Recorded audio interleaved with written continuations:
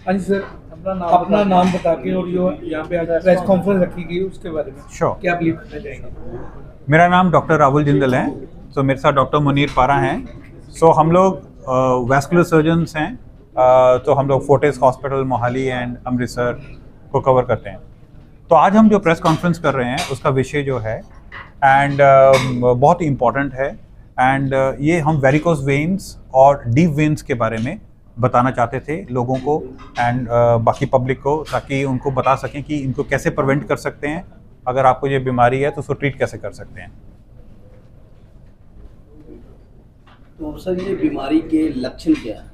तो देखिए, बीमारी के जो लक्षण होते हैं तो कई पेशेंट्स को इसमें स्वेलिंग आती है टांगों के अंदर। कई पेशेंट के अंदर नीले रंग की खून की नसें उनको फूली हुई दिखाई देती हैं। कई पेशेंट अगर उनको नीले रंग की खून की नसें फूली हुई हैं और उनका ट्रीटमेंट टाइम से नहीं होता तो उनको पेन हो सकता है, जिसके अंदर क्लॉट फॉर्मेशन हो सकती है, ब्लीडिंग हो सकती है। एंड अगर डिलेड केसेस हों तो उसके अंदर पैर के अंदर फोड़े भी हो सकते हैं। तो इसीलिए बहुत इम्पॉर्टेंट है कि इन पेशेंट्स को ठीक टाइम पे ट्रीट किया जा सके। सर इसके इलाज में कितना टाइम लगता है और कितना खर्चा आता है? देखिए, इसका इलाज जो है आजकल लेज़र से होता है अगर पेशेंट को इंडिकेटेड है। एंड इसमें पेशेंट लोकल एनेस्थीसिया में किया जाता है। पेशेंट खा पी के आते हैं, उस दिन करा के 1 से 1.5 घंटे के अंदर वो उनकी छुट्टी हो जाती है। वो अपने काम पे अगले दिन से जा सकते हैं।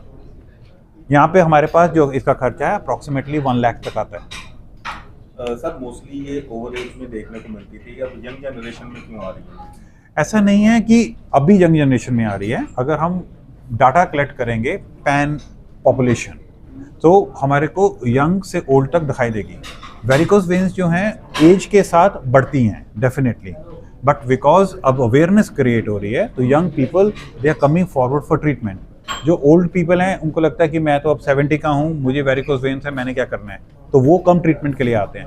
हमारे पास पॉपुलेशन डाटा ही नहीं है हमारी कंट्री से। तो बट हमने एक जो एनालिसिस किया था, तो अभी हमारी स्टडी कंप्लीट हुई है, पब्लिकेशन के लिए गई हुई है, तो उसमें हमने देखा कि हमारी जो कंट्री में, पूरी कंट्री में 8 स्टेट से हमने डाटा लिया, तो कि अल्सर जो बीमारी है इंडिया के अंदर सबसे कॉमन कारण लेग के अंदर अल्सर होने का वेरिकोस वेन्स है। तो स्टडी पब्लिश होने से बहुत चेंजेस आएंगे, क्योंकि वो इंडिया की पहली स्टडी है। सेकेंड इज उस स्टडी से पता लगा कि हमारे जो लेग में अल्सर्स हैं वो तो सिंपल लेज़र टेक्निक से हम बहुत सारे लोगों को प्रिवेंट कर सकते हैं। जैसे लोग पुराने मिथ में फंसे हुए हैं और इसका इलाज नहीं करते तो कितना खतरा हो सकता है?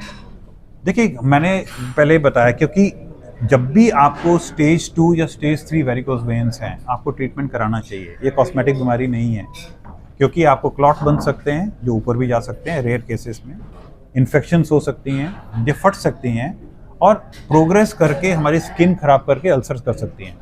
तो ये सारी कॉम्प्लिकेशन जितनी भी मैंने बताई ये बहुत अच्छी नहीं है मरीज के लिए, और इलाज के अंदर complications are very very very low. So अगर हम रिस्क बेनिफिट रेशियो देखते हैं तो हर सच पेशेंट्स को जिनको C2 C3 स्टेज है एंड वो मेडिकली फिट हैं तो उनको हमारे को टेक्निक से ट्रीट करना चाहिए। Thank you. हाँ जी सर, अपना नाम लेके जो प्रेस कॉन्फ्रेंस रखी गई उसके बारे में क्या कहना चाहेंगे? जी, मेरा नाम डॉक्टर मुनीर पारा है। मैंने अपनी डिग्री वेस्कुलर सर्जरी में निज़ाम यूनिवर्सिटी ऑफ हैदराबाद से की है। और अभी आज जो मुद्दा है वेरिकोस वेन का, कि वेरिकोस वेन से क्या तकलीफ होती है और इनको किस स्टेज में ऑपरेट करना चाहिए। ये होती क्यों है, कारण क्या है, इसके सिम्टम क्या है? इसके बहुत सारे कारण हैं। मोस्टली जेनेटिक होता है, यानी कि अपने फादर्स को होती है या मदर को होती है तो बच्चों में आ जाती है।